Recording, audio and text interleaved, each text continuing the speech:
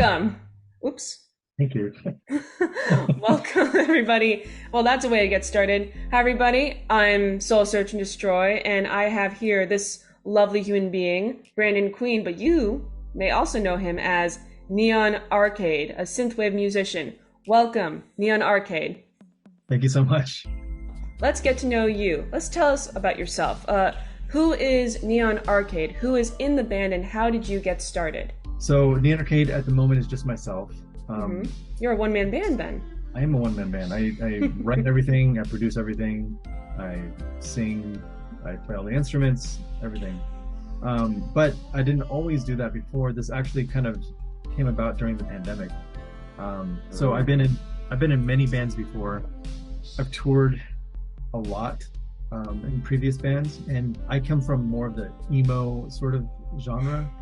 I was in two different Tooth and Nail bands, which is an indie label that has a lot of like emo screamo music, like Under Oath and Emery and 𝗦𝗂𝗦𝗃𝗧, like stuff like that. And so I did a lot of touring with those bands, and I kind of put music aside and quit and started focusing on other things.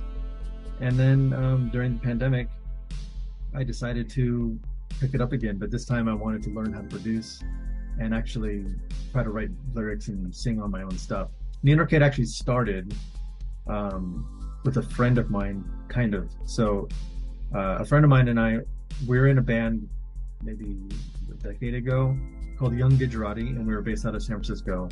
And that band was very 80s sounding sort of synth pop music. So I also do magic. That's what I do as a job. I'm a magician. And Okay. so I bought a bunch of equipment during the pandemic. I bought a new computer. I bought, camera equipment, whatever, so I can do Zoom magic shows. And when I got the computer, I realized this computer, I can download Logic with it, which is a 𝗦𝗨, which is a program for producing music.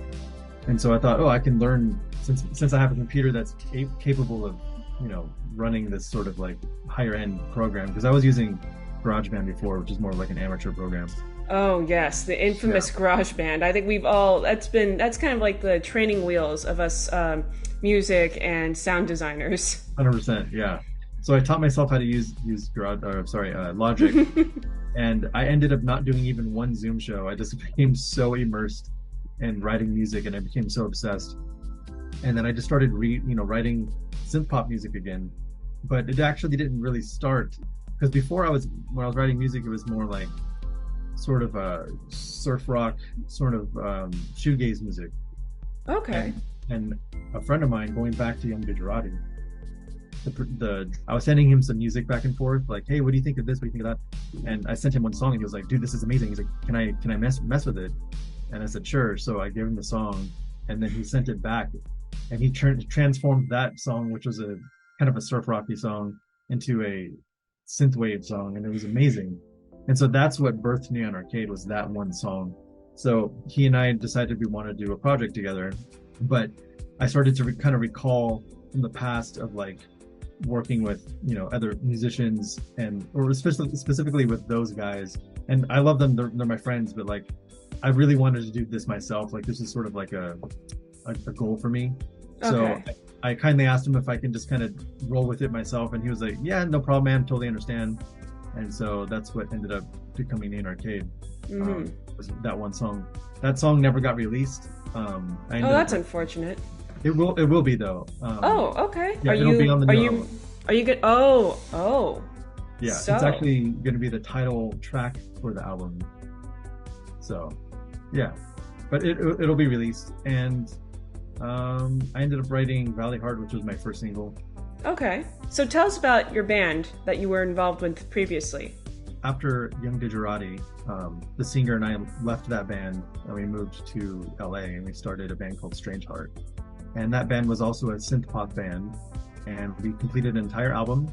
We have a few music videos. We did one little tour, and we had a lot of things going for the band. But then, how bands are, they get in disagreements over things, and you end up breaking up. So that's what happened, and I felt very heartbroken about it, because we put so much time and effort into this project, you've mentioned in previously your experience with other genres, emo, surf rock, shoegaze, all these different genres, and now you're into synthwave. Yeah.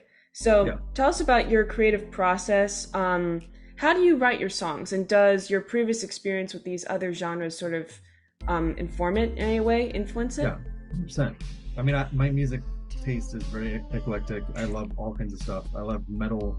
I love jazz. Oh yeah. I love everything. So But many synthwave people are very much part of the metal community as well. There's a lot of overlap. yeah, there is. It's interesting. Um, I used to play in a couple metal bands. This is years ago. I'm a drummer. That's my main instrument, Okay. and I learned guitar, after that.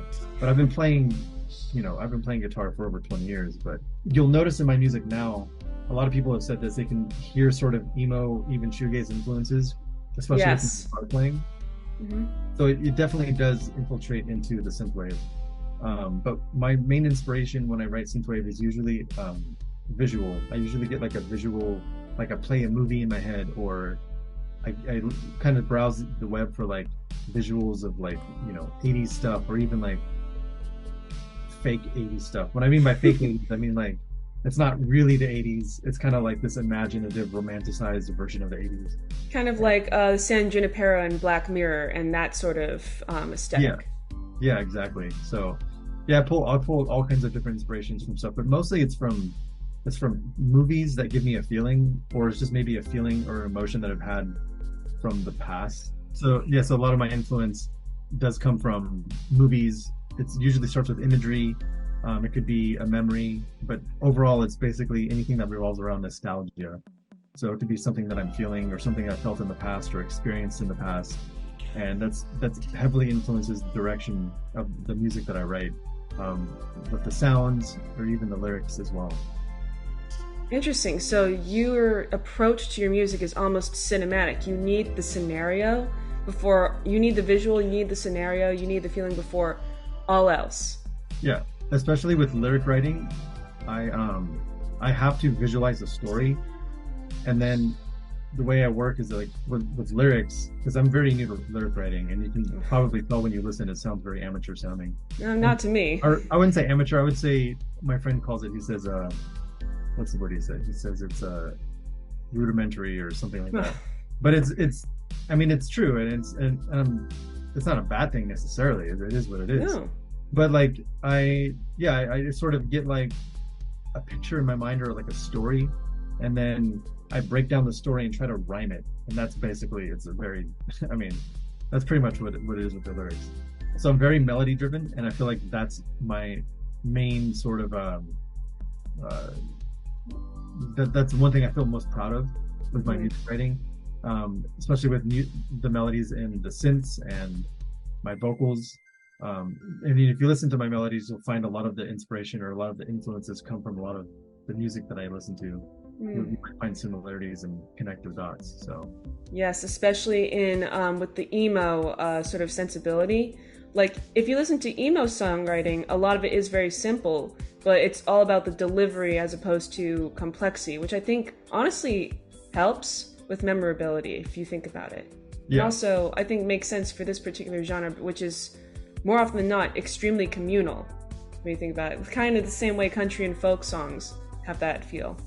So, what kind of equipment do you use? What's your gear when you're making your songs? most of the instruments I use, it's pretty much almost all exclusively VSTs, which is a virtual instrument. Unfortunately, I don't own any physical hardware, physical synths. Hopefully one day I will. They're quite expensive. Oh yeah. But I just use, I'd use virtual instruments such as like Diva. I use the Arteria synth pack.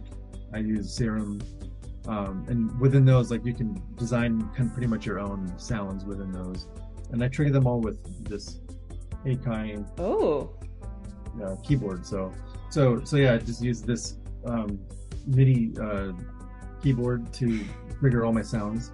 And when I play my drums, I'm basically just tapping in this. Like everything is created on this little device, which is cool because since I travel a lot, I can just take music with me. And aside from that, I play, bass and guitar, and those are the only physical hard instruments that I'm actually plugging straight into to record with. Multi-instrumentalist. I envy you, honestly. Yeah. Your newest album and your newest single, what has inspired them? What is the inspiration behind your newest music? Sure.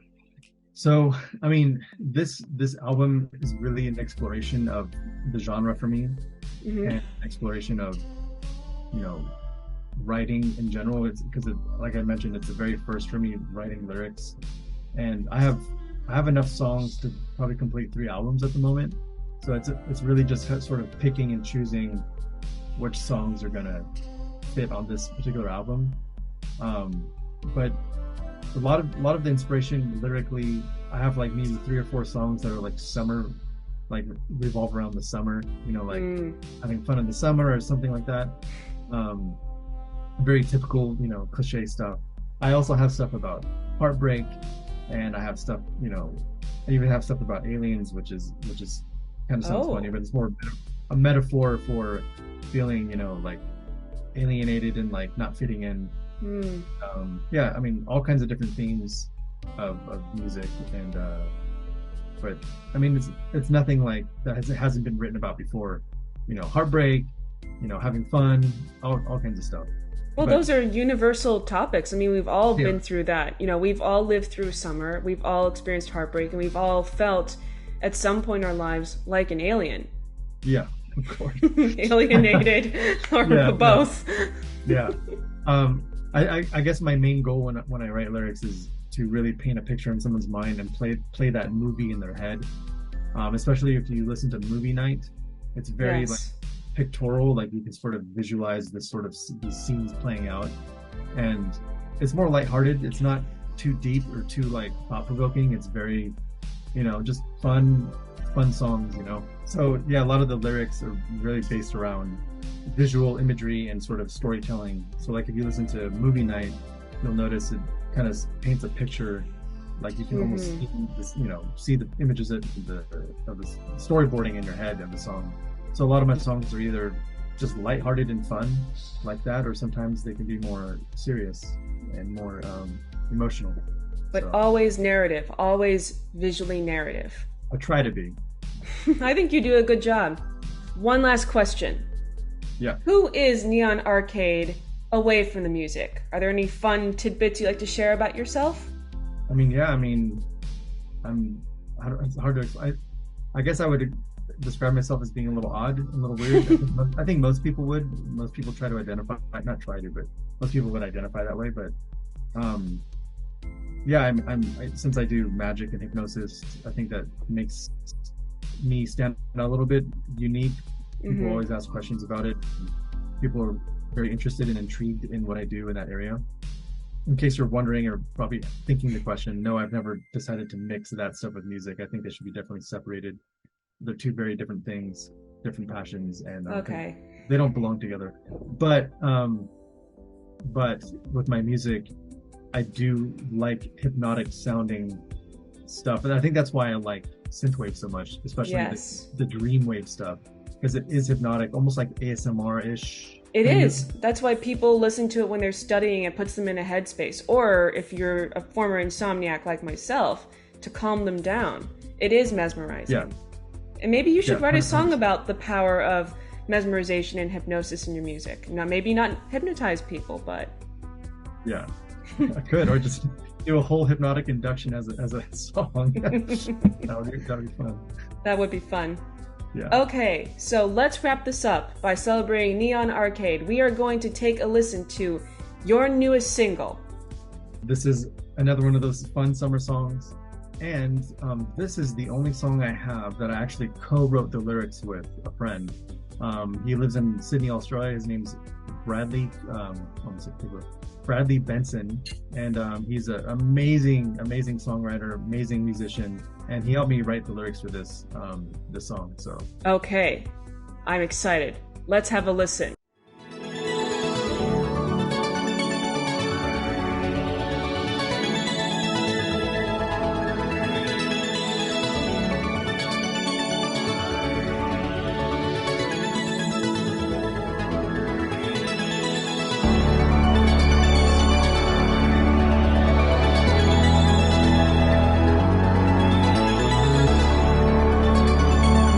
build up.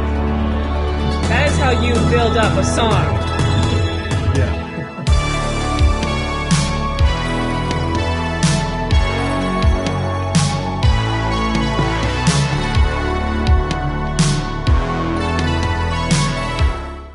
That was excellent.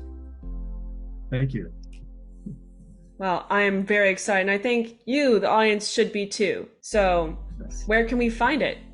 So you can find it on any streaming platform. You can also find it on Bandcamp, and you can find it on my own website, which is 𝗦𝗨𝗣𝗍𝗪.com. If you go on 𝗦𝗨𝗣𝗍𝗪.com, you can actually download. I have it's not an EP, official EP, but you can download all my singles as a bundle. So yeah, you can find it there as well. Excellent. Well, One Last Summer by Neon Arcade. Wasn't that beautiful? And I am very delighted that you got to share it with me and that you shared this with us. And I'm really grateful that you stopped in to have a chat with yours truly. Well, thank you so much for having me. It's been an honor and a pleasure. And yeah, thank you so much. And listen, if you ever need to be featured or would like to be interviewed again for when the full album is released, please let me know. I'm sure everyone's going to want to see much more of you. I would definitely love to do that. That'd be great. So.